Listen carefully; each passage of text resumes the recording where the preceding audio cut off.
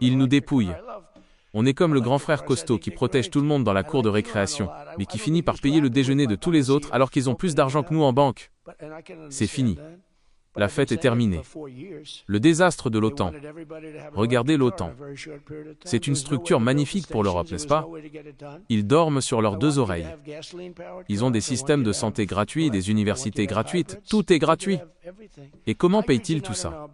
Ils le payent parce qu'ils ne dépensent rien pour leur propre défense. C'est l'oncle Sam qui paye.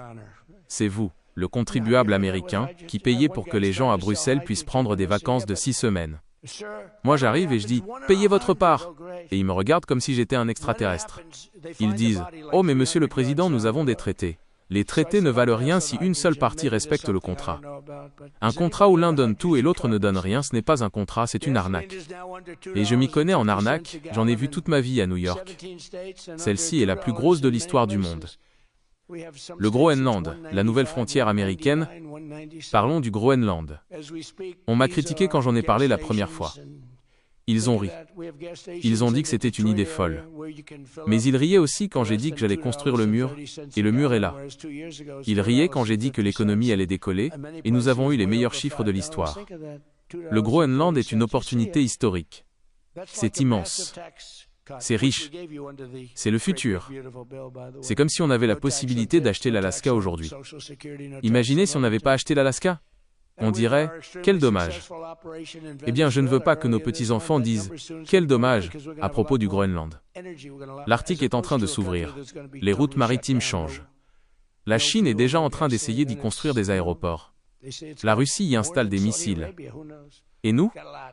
On attend la permission du Danemark, un pays qui est, soit dit en passant, minuscule par rapport à nous. La richesse sous la glace. Il y a des diamants, du pétrole, des terres rares pour nos téléphones et nos voitures électriques. Nous devrions posséder cela. Nous devrions le contrôler. L'ultimatum final à l'Europe. Alors voici mon message aux bureaucrates de l'Union européenne, ces gens que personne n'a élus et qui prennent toutes les décisions. Vous aimez vos régulations ? Vous aimez votre confort? Très bien. Mais sachez que ce confort repose sur la puissance militaire américaine. Si vous ne forcez pas le Danemark à s'asseoir à la table des négociations pour nous céder le Groenland, et je parle d'une cession totale, un transfert de souveraineté, le drapeau américain flottant sur chaque base et chaque ville, alors voici ce qui va arriver.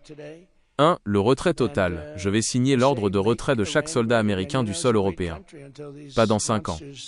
Pas dans 2 ans. Demain, nous ramènerons nos garçons à la maison, nos tanks, nos avions, tout. 2. L'article 5 est mort. Si quelqu'un vous attaque, ne m'appelez pas.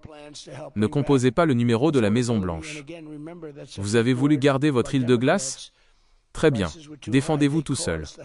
On va voir comment vos voitures de luxe et vos fromages fins vous protègent contre les divisions blindées venues de l'Est. 3. L'isolement économique. Nous ne nous contenterons pas de partir. Nous allons vous taxer comme vous ne l'avez jamais été.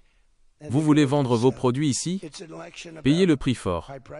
Nous allons utiliser cet argent pour transformer le Groenland en la plus grande zone économique et militaire du monde. La vision, le Groenland de Trump. Imaginez ce que nous allons y construire. Je vais y bâtir des villes incroyables, des infrastructures modernes. Nous allons créer des emplois par millions. Ce sera le 51e État, et ce sera l'État le plus stratégique, le plus riche, et peut-être même le plus beau, une fois que j'y aurai mis ma touche. Nous ne demandons plus.